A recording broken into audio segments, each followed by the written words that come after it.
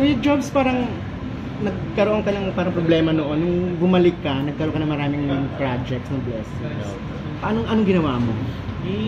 Nagbago. Tapos kinalimutan ko yung mga dating kaibigan. Totoo po yan. Oo naman. Totoo po yun. Tatalon akong building dati, di ba? Sa Sogo, di ba dyan? Ano naisip mo nun? Wala akong, kaya nga ako tatalon, wala ako sa isip. Hindi, wala. Pero sabog ka nung time na yun. Oo. So pagkatapos niyan, Pagkatapos nun, rehab ako, di ba? Oo. Diretso ako sa rehab. Paglabas ko, yun, napakatino na. mayaman ka na ngayon dahil mo ng shows? Wala pa. Konti pa lang.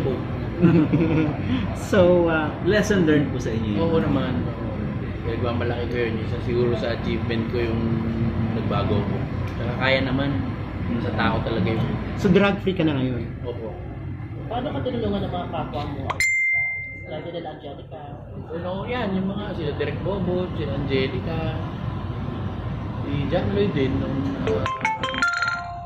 Hindi nila ako iniwan kasi mahihiya ka talaga pagka galing ka dun, di ba?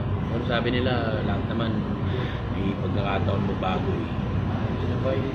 Sinamahan nila ako pag babe, maglalakad daw rito, sinasamahan nila ako maglakad. Kasi bumalik yung confidence mo sa sarili mo. Kasi nga, alam mo sa sarili mo na kaya mo nang tumayo ulit.